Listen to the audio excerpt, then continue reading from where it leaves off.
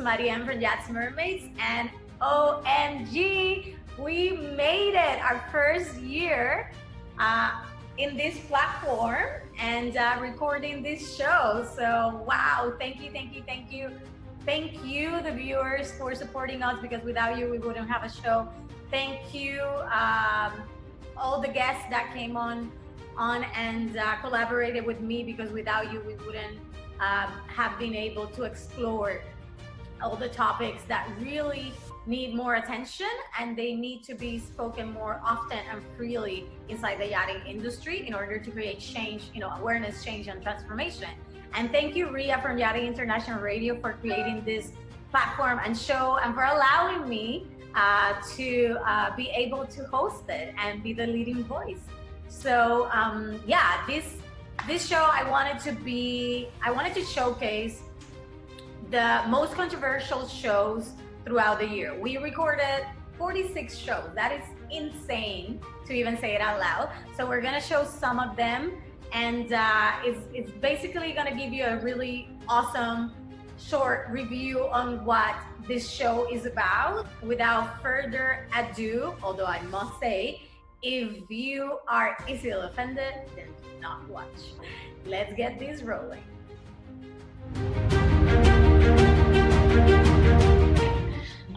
So this led to an affair on a boat, and it taught me so much, which I think was one of the best things about it.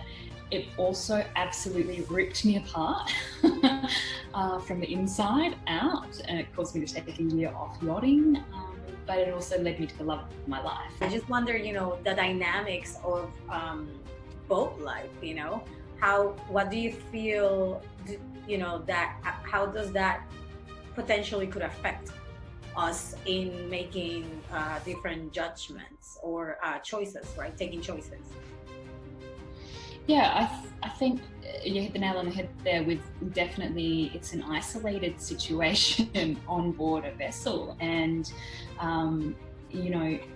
when there's a crew member that's not happy within their relationship, like you said, it can happen where it's on the same vessel and then they go and look for somebody else. It's quite often that because and it's a bit incestuous, I suppose, because you are all working together, sleeping together, eating together, essentially. And so, maybe the girl is not having too much or having a bit of difficulty with her partner, but one of the boys on deck she's friendly with, and so she goes and she confides in him. And then that leads to, that's how quickly it occurs, because that leads to this next step and the next step, and they're then.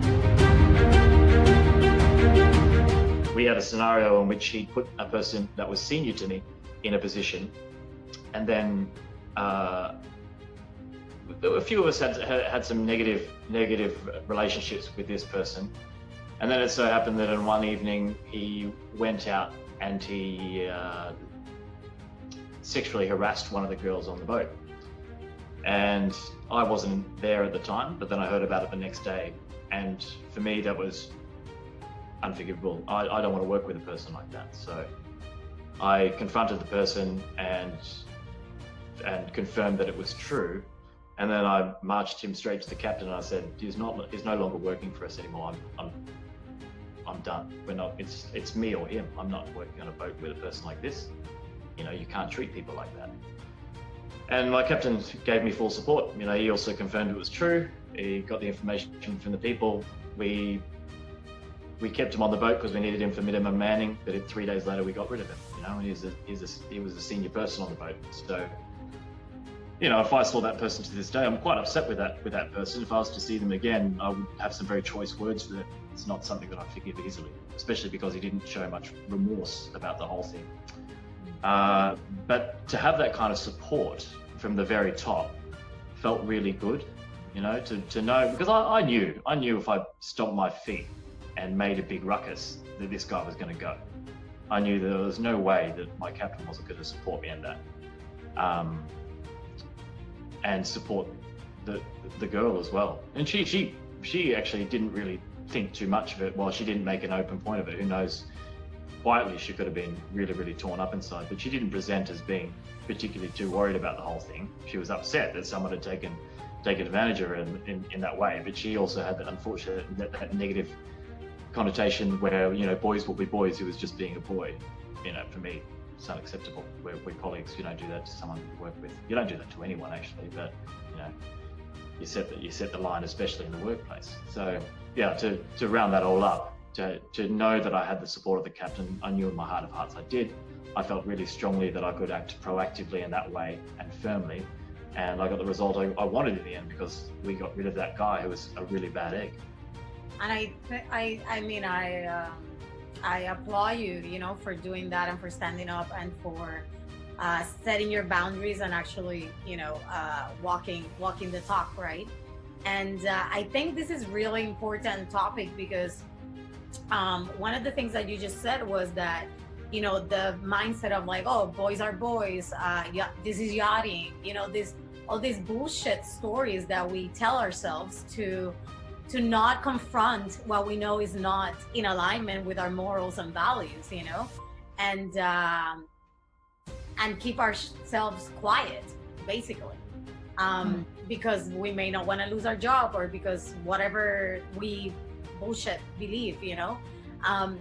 So I think that this is a great example for all you guys out there that have been in this situation and not have actually done what Ari did, to see somebody actually show how easy it is. Just literally speak up. And on our previous show, if you haven't watched it, I invite you to. We talk about healing trauma from if you're on a boat and you experience sexual assault or sexual harassment and all this stuff. And one of the things that the guest Jesse talked about was that we need more men that know that this stuff is not okay, to actually speak up. We need that protective role. We need that warrior energy around us, you know, not only for women, but also for the other men, because this not just happens to women, you know, it's maybe the majority, but it may also happen to a male. And I think that you are showing that. Is for sure being radically honest. And this is where most people get hung up, is the first step, being radically honest. So if, for example, the excuse, and you's making it pertinent to this, oh, this is just yachting, that's just a bullshit excuse. It's a limiting belief, right? It's an excuse so that you don't have to take responsibility for what is happening. Exactly. To you. Because maybe it's not happening to you, maybe it's happening for you, but you're not even able to see that yet. You're feeling victimized by it. So what you are risking from letting go of that excuse or that story that this is just yachting is, ooh, well, I'm risking the fact that now maybe I'll have to take responsibility, and now I'll actually have to be seen and be heard. And maybe I'm afraid of being seen and being heard, because just like what you said earlier, Marien, maybe at some point in my life when I was a child, being seen and heard was not okay. It was not safe, because when I did that, then I was X, Y, and Z, fill in the blank, whatever happened in your life, right? Step two is, of course, forgiveness. So like after we're radically honest with ourselves, then we have to forgive. Most of the time it's ourselves for holding on to that story for as long as we did. And then probably the other perpetrator in the situation, right? Whatever that may be. And even if that's the perpetrator in the immediate situation, and then also probably the perpetrator from your childhood where the real juicy stuff is coming from. Like this is just a mirror to what's happened way back when, right? The first 7 years of our life. And then step three is gratitude, right? It's like, it amazes me. It fucking amazes me how many people just want to complain to hear themselves talk. And I'm like, oh my gosh, wait a minute. Like, let's just bring it all back. First and foremost, what's happening is super shitty, for sure. But like, let's be honest right now. Like, you have a job. Let's turn it into gratitude. Like, let's be grateful for what's actually happening. Yeah, and I like that you're bringing this up, because people need to understand whatever you zoom into expands. Yeah, what you appreciate appreciates, right? Exactly. And what you don't, then it deappreciates. Yeah, so out of sight, out of mind. talking about how you're not getting paid enough, or you are, not having enough breaks, or whatever. But then you're too afraid to ask for it, right? It's like, I'm not getting paid enough, but I'm too afraid to ask for a raise. Like, exactly. So all this stuff, if you're just continuously focusing on that, what do you think is gonna happen? More of it's gonna come up, because that's what you're asking for. If you, like Chelsea said, just shift and say, okay, this is all shit. What's good? Yeah. What's good? Exactly. Something good. So, what was your biggest challenge when it comes down to, this whole work sexual harassment thing? It hurt terribly, the way the incident happened. It hurt that the crew was supportive of me at the time when I told them what happened, and then I find out later that they're, the owner asked them to talk bad about me, like somehow that would make his defense better or something. And that was, they had to write letters, and I was sent those letters, and they were like really bad. Like they were all fake. It was all lies. And I was just like, oh my gosh. But then first I was mad and hurt, but then I thought about it. I'm like, these people want to keep their jobs, and if they want to keep their jobs, then they've got to do this. And then I'm thinking, why would you want to work for somebody like that? Me, I see that in the industry, a lot of females have some sort of eating disorder. Whether they understand that they have one or not, it's a different thing. But there is always some body image issue. There's always some sort of, something with food, right? And the way we look and all that stuff. And I wonder, how do you feel about that, and how the industry either plays a role in it, or we allow what we perceive of the industry to play that role? Okay, I understand. So I have worked with someone who has also struggled with body image. I have known someone who's been fired because she put on a bit of weight. I know I've had a lot of agencies ask, like, we need a picture of your height and your, like, an image that they can kind of see your body shape and stuff. There are boats that only hire blonde girls, there are boats that only hire tall girls, there's boats that only hire skinny girls.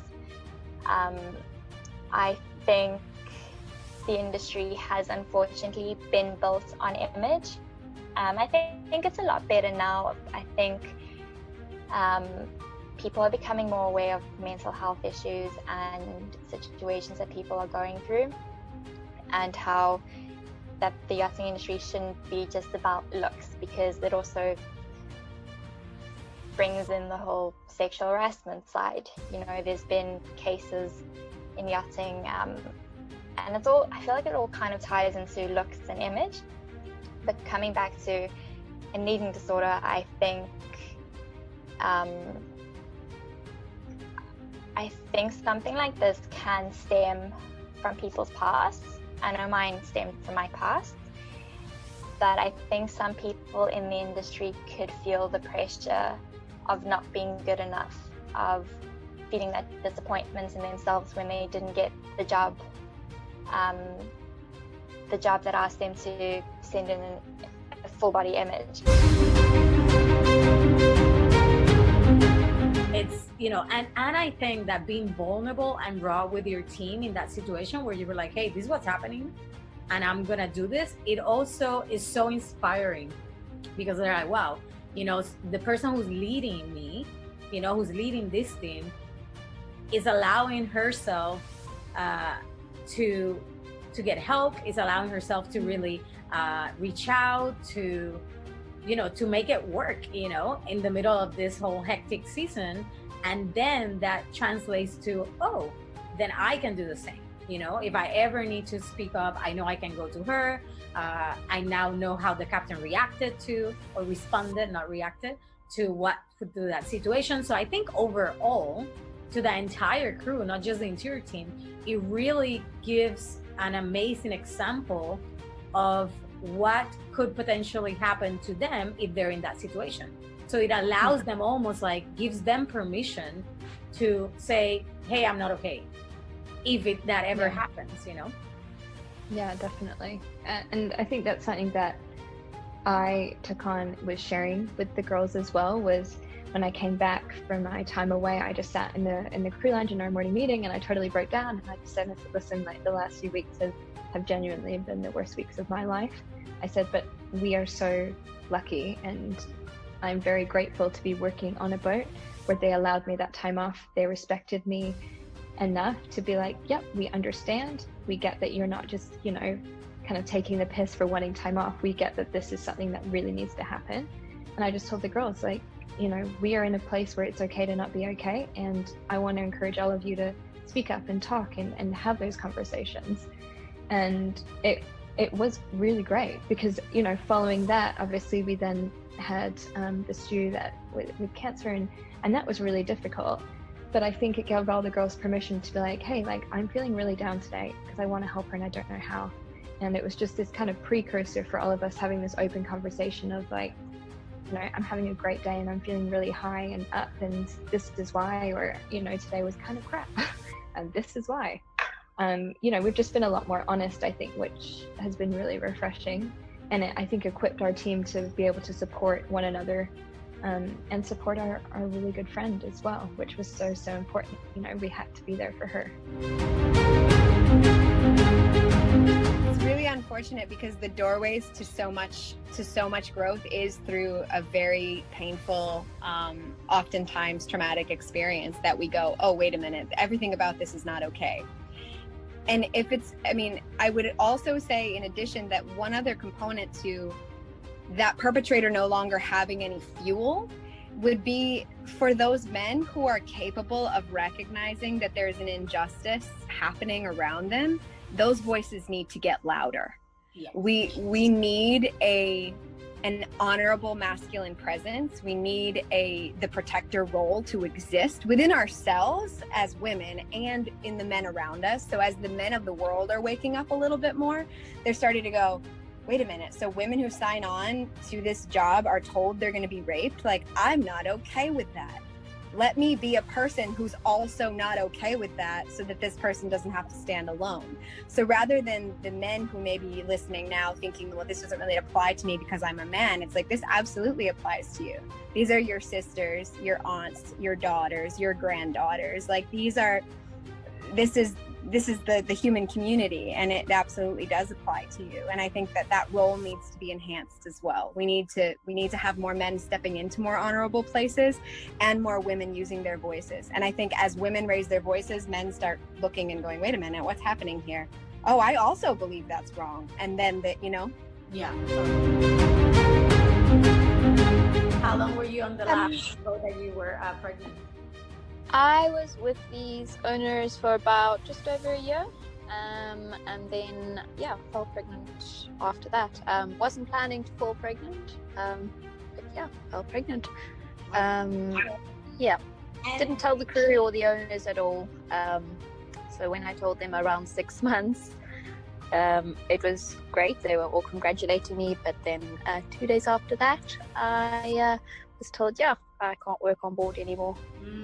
Right. Okay. So that kind of leads me to my next question is, you guys knew your seafarer rights before getting pregnant on board, and do you actually know them now?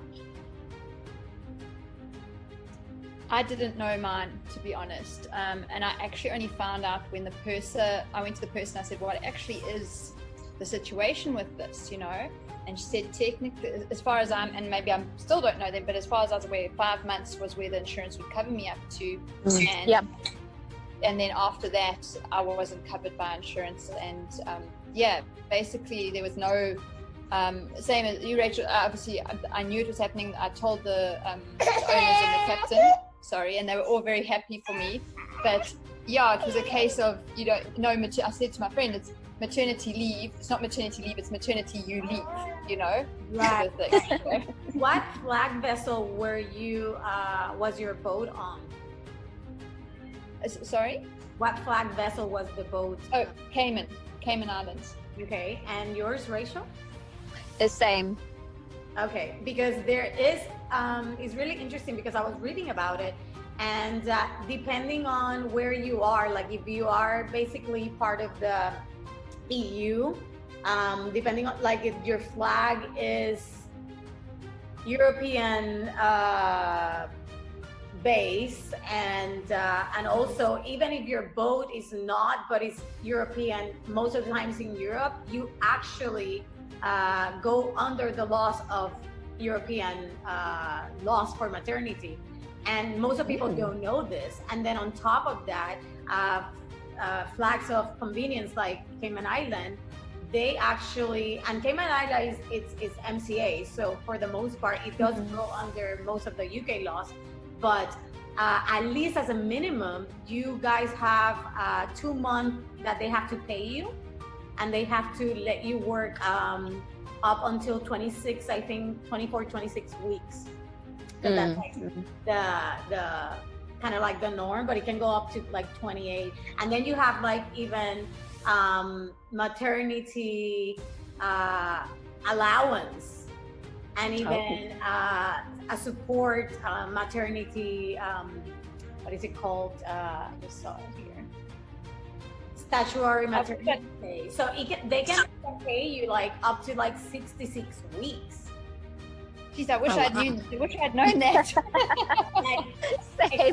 But the interesting thing is that this is actually not even placed in our contracts. Like I never saw anything in my contracts that talk about pregnancy. Yeah. No, I've never seen it, and I see quite a few contracts these days because I help people get seamen's logbooks, and for that they have to send their contract. And just a side note, and there's nothing about that in any of them. You never see it. You're right. In my 23 years of being involved in the super yacht industry, I've never been shy at expressing my opinions, usually quite controversially. But it is an important part of everyone involved in the industry to talk about what goes on in order to change it. There is a disconnect, almost a mental disconnect, the moment you get on board a yacht. There is an idea that runs through the yacht industry that yachts are fun, and that if you regulate anything, it takes away the fun. I remember sitting in a conference hall several years ago when we were talking about the introduction of MLC, and it hadn't been yet introduced, but it was about to be introduced.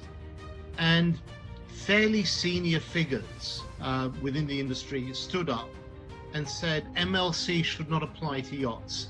Yachts are fun. Why should crew have all these employment rights? This is my holiday home. And these were very senior figures within the super yacht industry. And in fact, in my career, every major piece. Interrupt you. Sorry, go ahead. These people, like owners, managers, brokers, builders. All of the above. Okay. All of the above, and flag states as well. And at each point in my career, there have been new pieces of legislation which have affected the industry, whether it's matters relating to security, ISM, MLC, the various iterations of the large yacht code.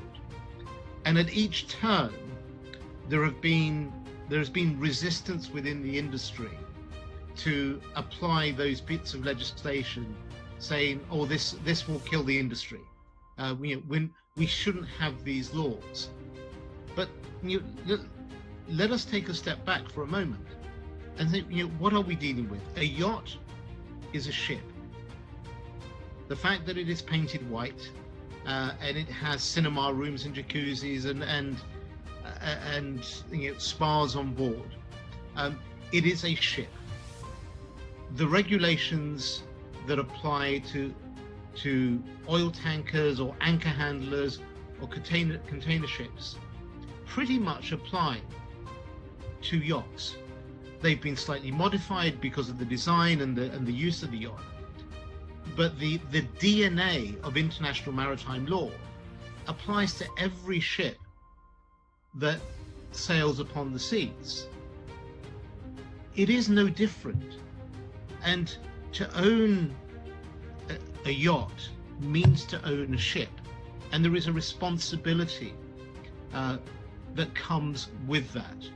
And yes, the industry that we work in is glamorous, it's fun, it's sexy, it is at the leading edge of design, of technology. But it is still a business that deals with ships. And But if you have... Sorry, it seems like, you know, you talk about the DNA, right? And it's like, okay, yeah, it is a ship, and a lot of the things, or I wouldn't say a lot, but the DNA, like you call it, is the same across the border. Yet, for some reason, I'm assuming this is like the people, obviously, that we were talking about, you know, brokers, owners, black space, all these people created the loopholes in order for their fund not to be killed, in order for them to step on the boat, and for some reason, like you said, some sort of emotional, mental disconnection, think, you know what, fornicating in front of my crew, it's okay, because I'm on my holiday house. You know what I mean? They don't do this stuff in their hotels and businesses. No, of course not. But somehow, it's okay to do it on board. It's like, who? Why? Like, I'm a human. I don't want to see your dick. You know what I mean? Like, why do you believe that you have the right to do this? I don't. Well, I saw the law doesn't really comply to really helping human rights on board a yacht, because it's a private pleasure vessel. But the fact that, but it is a place of work. Exactly. The crew members are employees of a company that own a yacht. I mean, we saw.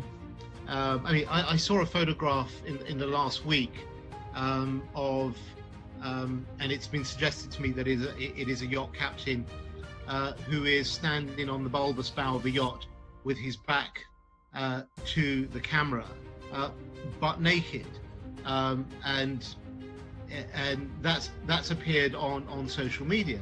Now, if that was not a captain, and let's say that is the chief executive of a business, he stands outside his office naked, how long would he still be chief executive of that business? Exactly. He wouldn't last 5 minutes.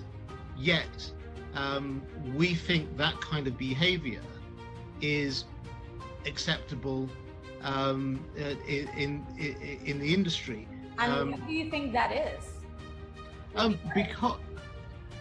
Because there is a culture that comes from those who have developed the industry. It is an industry that is very Anglo-Saxon.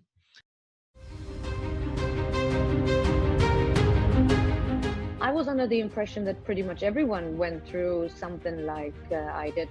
Pretty much experienced everything except for actual rape. That would have been, maybe then I would have been able to tick all the boxes. But I've been pinned down on the bed, I've been groped, I've been slapped, I've been threatened, I've asked for help over the radio, and I realized that the bridge turned their radios off. When I was trying to get out, the security didn't let me go out. And the only way, and I was contemplating in my mind, should I just stop fighting and just, you know, take one for the team? Because I realized the more I got physically against it, the more riled up the other person got. And the face of a man changes in his eyes when they that instinct, that raw behavior kicks in. You see the pupils expanding. You see how they get physically stronger on you, and you feel like, oh shit, all the workout I'm doing means nothing because he is physically much stronger than I am. Yeah, well, the only way I got away with it is because of my big mouth.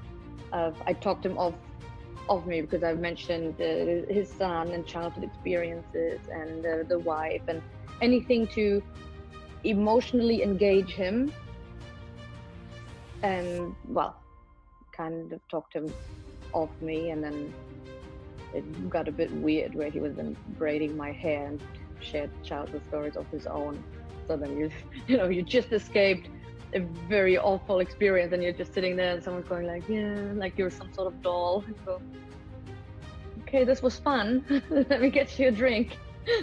And this is quickly get out of there. This is a safety, like a security guard. Like, who was this person? Was a wealthy person. It was not crew. Like a guest or something like that. Yeah. So, and what do you do after? I resigned. I was asked to stay longer and do the season, and in the typical victim mentality, I had the bad conscience and went, yes, I should finish the season and do this properly because it's not fair to the owner and the family and everyone else, regardless of what's fair to you or not. And I did a proper handover and everything. I did all the lists and the keys and trained the upcoming stewardesses, explained to them that they need to be careful when these people drink a certain amount and whatsoever. Management offered me an apartment to be mine. Just like that. I declined. And to be very honest with you, I did contemplate it for a little bit, like, oh wow, we would get an apartment in Monaco. That's amazing. And at the same time, I could see my grandfather right there saying, and in which mirrors will you gonna look? And I went, okay, no, thanks. No to the apartment. Basically, they were flying you out. Yeah, well, they wanted me to stay also a little bit longer, like to be the summer girlfriend or something. That this will be worth my while, those kind of sentences. Right. And then you quit. They had no interest of making this better. Right. They were thinking of capitalizing on this. And you quit, and then you said no to the apartment. And what happened? I resigned, and they said, we're not going to accept your resignation. Obviously, I resigned when we were alongside because I didn't want to do this while we were still at anchor because I was afraid that they're going to withhold my passport or anything like that. So I did it during the daytime. I had my things already packed. I knew the moment when nobody answered my radio call that you are on your own. No one there to help you. And that's basically it, Then they asked me to take the resignation back, so they ripped it up. And then I said, okay, by the end of the season, find another stewardess. I can train the ones that are here, do the proper handover. I've worked pretty much all my leave period. It always did, in hindsight, looks like something to do. But and in the end, season was over, last trip. The guests and everyone went around, shook everyone's hand, and the second they left, they said, you're fired. Oh, okay, cool. Fine. Okay, and then did you complain about what happened to somebody? Everybody knew. The captain high-fived me for not sleeping with them. Like, this is great, I have so much respect for you. And I was like, yeah, thanks. I have no respect for you, though. Right. And did you went further and make a complaint about this vessel, about the captain, about the owner, about the guests? To whom? Well, there's many options. There's the port state, there's the flag state, there's the police, there's the maritime, whether it's the Navy or the Coast Guard or whatever, depending on each country, right? Whoever is in charge of the maritime. Yeah, but who's in charge of the maritime system in that country is also, and we're talking European. So there's a yacht marina. The yacht marina spends money. The money goes into the politics and police and similar, no one would have been interested in that story. I mean, my own colleagues high-fived me for, not being a slut, so to say. What about the right?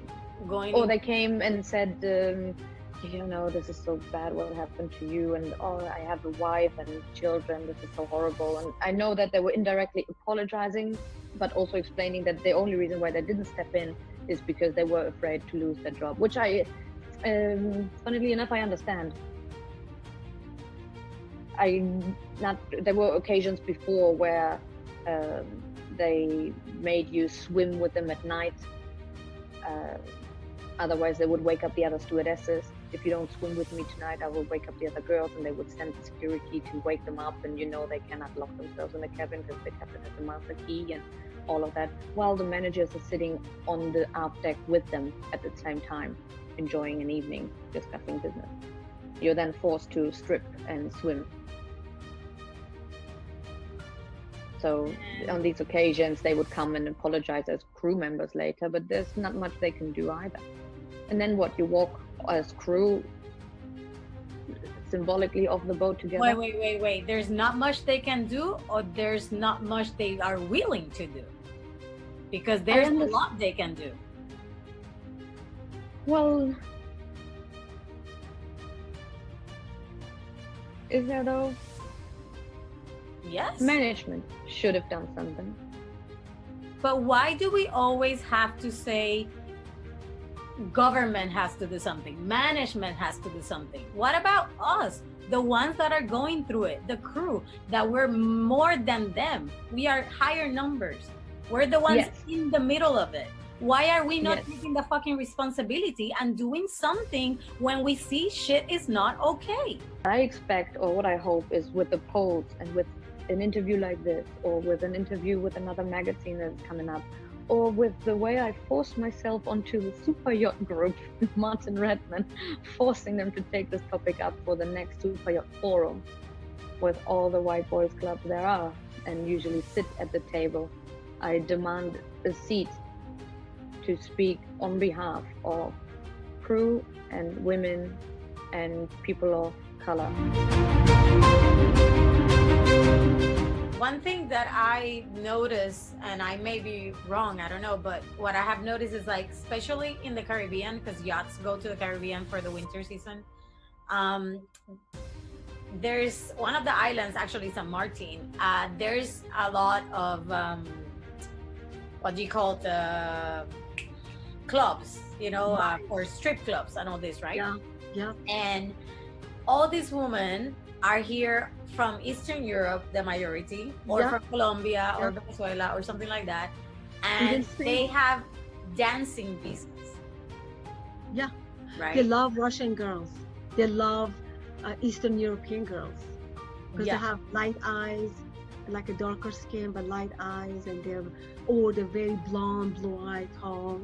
They love that, and there are lots of them in Lloret del Mar in Costa Brava of Spain, in Barcelona, not Costa, but particularly in Lloret del Mar. They're all over the place, and it's not an accident. They are not prostitutes. They are trafficking girls. Yes.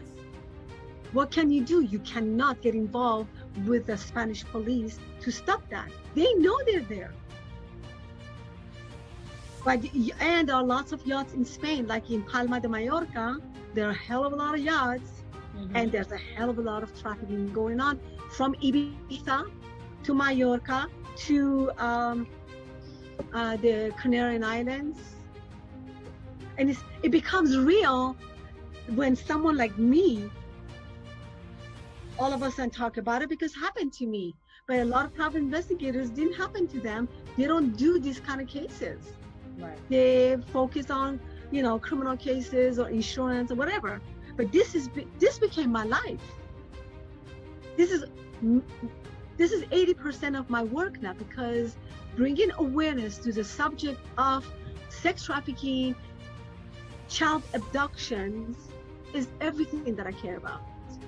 And if I have to yell it out, I will. So it's your responsibility to yell it out, and you're doing it. The first step is awareness, and then get it out there. Yes, and this is why I think, this platform, this is why I'm bringing you here as well, because I really want people to understand you need to talk about this shit. Yes. You need to create awareness. You need to tell people, hey, this is happening and this shit is not okay. We need to do something about it. Hey, yachting has definitely changed, like, believe me, because there's crew out there today, body-wise, image-wise, that they would never, ever been allowed 10 years ago, like ever. Like 10 years, 14 years ago, I'm tiny and I was like fat. You know what I mean? Because I was a size 4 back then. It's crazy. I remember being on one of my boats and the captain coming to me, and I was the chief stew, and we'd hired this amazing woman and she worked really, really well. And the captain thought that she was too overweight and she said she had to leave. So, I mean, and it made me so sad because we had hired her and she was great. She was really good, but because of her body, she got let go. And I love it that has changed in the industry, because I don't feel that what you look like defines who you are. And of course, yes, I do think that you do need to, show up, and this industry everything does look nice, like you say, and you do need to put on the makeup, and these are the standards that people are expecting. But it's like, can we just cut each other a little bit of slack as well? And because in society in general, in life in general, we're comparing ourselves so much all the time, and I need to look like this woman, or my boobs aren't big enough, or my butt's too big, or look at my cellulite, or she's tall, look how tall she is, or my hair is not as beautiful, or my nose is too big, all of this stuff. And when we're comparing, then that's where we start to judge. So we're either judging others and we think we're better than them, and that causes separation, or we're comparing and we are judging ourselves, or we're not good enough, and there's separation. And especially on the yachts, aren't we a team? Don't we want to support one another? Especially stewardesses, like, come on, if I'm having a down day, can you just pick up my slack a little bit, so that tomorrow when you're having a down day, I'll cover for you. We're a family here, we're a sisterhood. So it's tough. And I get goosebumps when I talk about this, because then we are so hard on ourselves.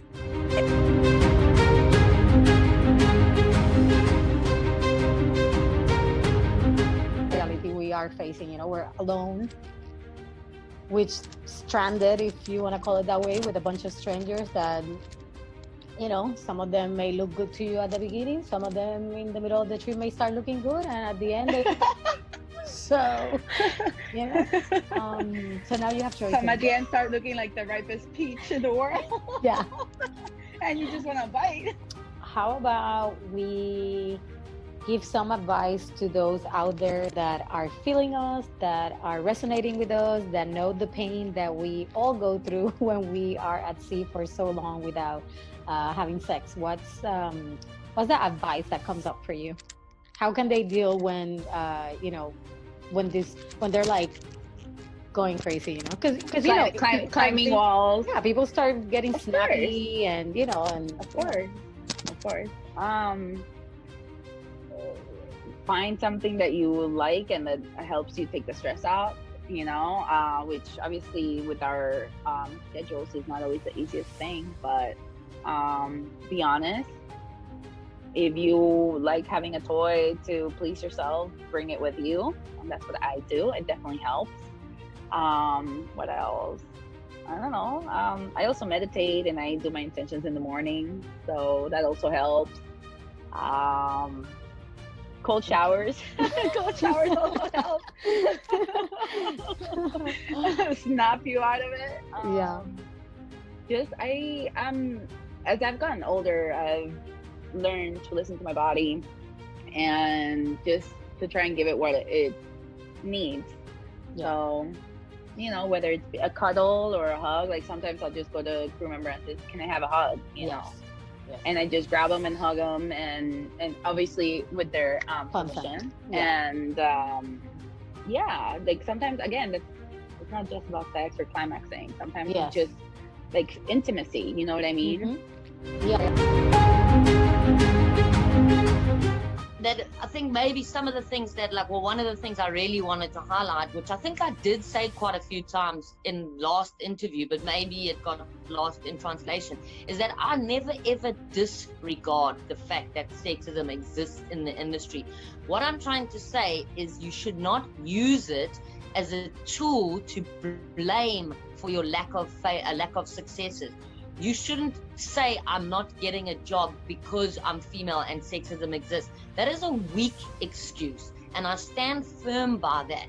Yes, it's potentially a lot harder for women to find roles on deck at the moment for whatever reasons. There's a multitude of reasons, and sexism is potentially one of them.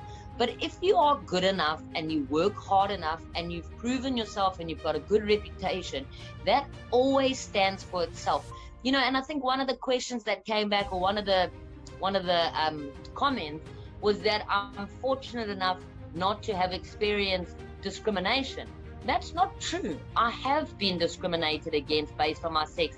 I've had crew agents come back to me and tell me that the captains don't want to hire a female officer. I've also had a crew agent come back to me and tell me the boss didn't want to hire me because he didn't want a female captain. So I've definitely been discriminated against. But it is what it is, and it's not going to be the reason why I drown and wallow in self-pity. It is what it is, and only when you realize it is what it is, and you actually succeed above and beyond that, you go through that and you get to the other side and you establish yourself in this career, then you can make change from within the industry. I just want to touch on a point that I showed my interview to my deckhand. And I asked him to give me his opinion, because obviously I've worked with him and I'm his boss, and I wanted to know his opinion. And he raised an extremely valuable point. He said that the problem is that the system is flawed, and he said it irritates him, or he finds it very frustrating, that for a woman to succeed in this industry or to prove herself, first she has to prove herself according to the set of standards set by men, because the industry has been run by men for so long. So first she has to meet those requirements and adhere to those standards, and then only once she's taken seriously because she's proven that she can adhere to those standards, then can she change things or do things potentially differently. And he said that's the problem. We're in the 21st century, and this shouldn't be how we think. We should all have an open platform to bring to the table what we want. And I said, I understand that. But what he actually said to me is, he said he respects me because I've recognized that if I want to make the change, you have to, unfortunately, go through that process, to be taken seriously. You have to meet the requirements of the standards set by the industry, as it is a male-dominated thing. And then once you've accomplished that, then you can start to make change. And and I agreed with him. I never actually thought about it like that. I was like, and I did say this last time, the system is slightly flawed. But if you want to make change, you cannot use your voice alone. You have to substantiate it by your actions, that you've been somewhere, you've done something the way that everybody's done it for hundreds of years, and then either keep some of it or don't keep some of it. You have to back what you say with your action.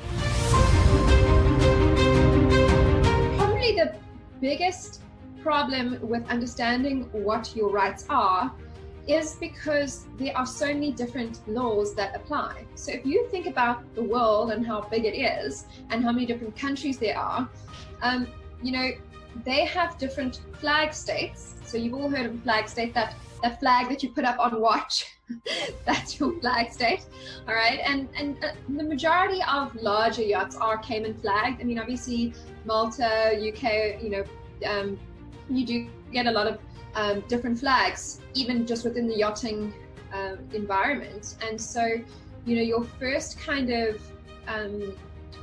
regulatory body would be the flag state. But then it's not as simple as that, okay? If you were, let's just say, a South African working in South Africa on a South African flagged vessel, okay, clearly South African law applies, all right? If you are a South African working on a Cayman Island flagged vessel that is just sitting in France and doing cruises in France, then you know, again, it's the flag state law that applies, and then the port state will also have an effect on your rights over there, okay?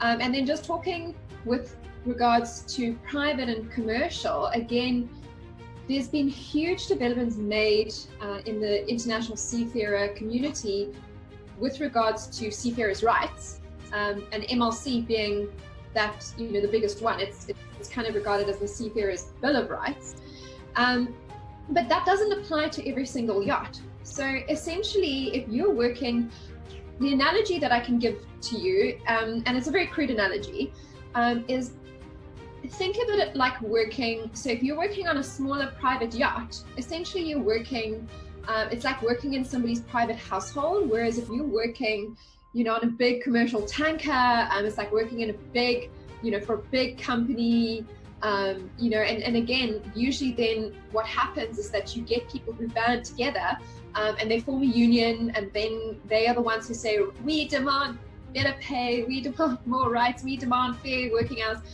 But that doesn't happen too much in yachting because, you know, yachties a lot of the time were transient workers.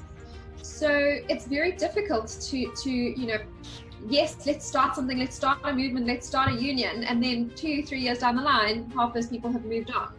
All right. And yes, I do understand, you know, for some people, yachting is a career. And so, yes, there, you know, there are people who have been in the yachting industry for over 30 years, you know, captains, engineers, you know, sometimes even stewardesses, chefs, yeah, pursers. But that's probably one of the reasons why it's so difficult. And then besides your flag and your port state, your own nationality, your own, you know, where you're from, that might also affect the rights that you have. But yeah, if a serious crime has been committed, then the local authorities need to be contacted, and it needs to be dealt with. For things that are, let's call it less serious, like bullying, you know, and things like that, then there's a very, you know, there's a very clear route. Sexual harassment under the umbrella of not a crime, and more of like something that should not be dealt with the authorities of the port. Well, yeah. So I mean, again, it's sexual harassment. What would you classify? You know, there's sexual abuse and sexual harassment. You know, again, it depends. If the chef just slaps your ass while you're picking up food on the way to take it to the guests, you know, then you're not really going to get the local authorities involved in that. You know, then there would be. So we're talking about rape, basically. That's when. Okay, well, no, rape is a serious crime. Rape is a serious crime, and then that would be, you know, the local authorities would have to get involved, because that's, you know. But I think with anything, and if you look at statistics in any country, I mean, rape is seriously underreported because of the manner in which it's dealt with. I mean, I don't know about in America, but in South Africa, you know, you've got to go report it to the local police station, and often, you know, it might be early in the morning, it might be, you might be exhausted, you might be tired, you might be beat up, you know, you have to go to the hospital first to have a rape kit done and a checkup done and swabs done and all of that kind of stuff, you know. It's a hugely, so after the trauma, you still have to go through the more trauma of reporting it, and then, you know, filing a complaint, and then hoping that the person taking your report, you know, is sympathetic towards you. I think there was a Netflix documentary that was done outlining a victim of rape's ordeal, and just and you know, again, why it is so underreported, because, you know, at the end of the day, it's yeah, a lot of people just don't want to go through that, you know, and often the perpetrator is somebody who is actually known to the person, you know. So yeah, you know, having worked on yachts, having witnessed sexual harassment, you know, take place, I think there's also that level of uncomfortability. Like, we all feel slightly uncomfortable about some, you know, if somebody's in your personal space, and then, you know, you don't want to, especially as women, you don't want to kind of make a scene about it, because at the end of the day, I think also a problem with reporting it is that you still have to rely on the captain for a reference, and maybe it's the captain who is is the one who's sexually harassing you, you know. And then I think also from my experience, and I'm not saying this is, you know, all men, but I do think that people in senior positions on board don't have any training on what constitutes bullying, what constitutes harassment, what, you know, obviously serious things like, yes, I stabbed you, that is a crime, you know, or yes, I hit you in the face, that's, you know, going to have consequences. But, you know, if somebody is WhatsApping you like suggestive messages, or, you know, like like often the captain's like, oh, just don't be silly, or don't, you know, that's, they don't feel like that, you know, it's a serious. They like you said, they're not trained, they don't know how to manage, so they rather just ignore it and just brush it off and put it on you and make you feel bad, really bullying you, basically. Yes, it is a form of bullying.